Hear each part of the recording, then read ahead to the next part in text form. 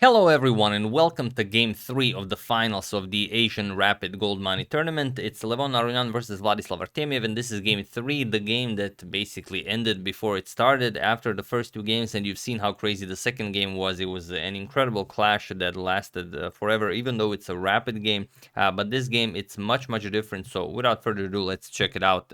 You will enjoy this one. So here Levon opens with the d4, much like he did in the first game.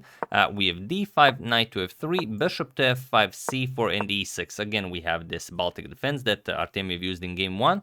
Knight to c3 and knight to f6. We have knight to h4, attacking the bishop, and now bishop back to g6. But now you can see that Levon played without this e3 and allowing black to play c6. So here he goes queen to b3 right away, and now you don't have time for b6, c6, because your b7 pawn is hanging. So here you have to play something.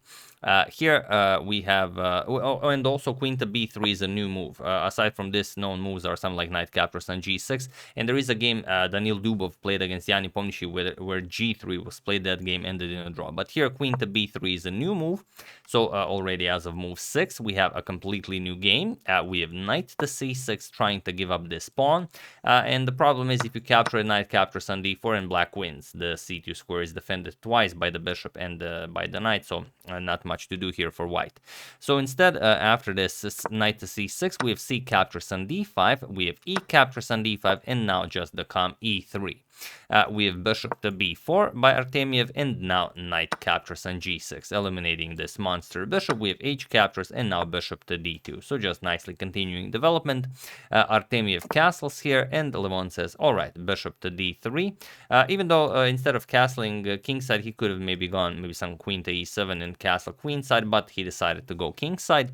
We have bishop to d3, and now rook to e8. And here, white just castles. And now Artemiev decided to play bishop captures on c3. Usually when the position resolves itself and white decides to castle, the bishop really doesn't have anything to do on b4.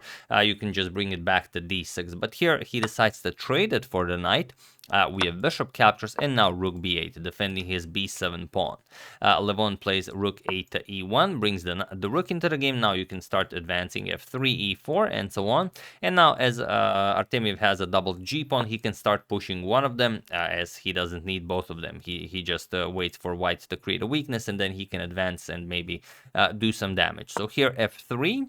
And now comes queen to d6, developing the queen, connecting rooks. We have a3, and now Artemiev goes for it, g4. So it's a reasonable move. You want to get rid of your doubled pawn, and you want to trade it off for white's f3 pawn. So queen back to d1, and now Artemiev captured an f3, but g3 was also worth considering, because you either get captures, and then you have a queen on g3, or white can advance the pawn maybe to h3, but then this is just a very strong pawn. It's going to be here for a very long time and could cause white a lot of problems. But Artemiev decided to capture. We have rook captures, now a very nice rook lift, now helps out with the defense of the backwards pawn, but also you can just shift it to g3 or h3 if needed for the attack. We have rook to e6. Artemiev also wants to double up on the e file, and the bishop to f5 now. Levon using this move to improve the position of his own bishop.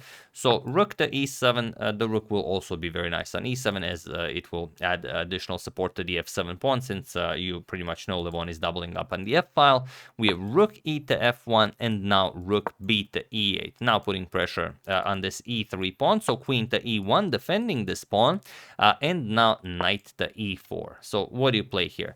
Well, Levon says, all right, since you've allowed me these squares, and there's nothing guarding these squares, I'm just going to play queen to h4. And now you can see that there could be problems. The rook can come to h3, and how are you defending against checkmate? And here basically the only good move for black is just and knight to f6 doesn't help, because there's queen to h8 checkmate as well. So here queen to h6 would have been the only move, because then we can just trade captures. We can eliminate the knight here, d captures, and rook g3 check. And the problem is this dark square bishop is just a monster. You can't really go to this diagonal. Then we just play d d5, and that's enough for a win. You'd have to go here, but then rook g6, and then you pick up this pawn, and it's a really bad position for black to play. If you play something like rook to e6, you try and handle it, just rook captures, and then after rook captures, we even play d5, so not much to look for here for black.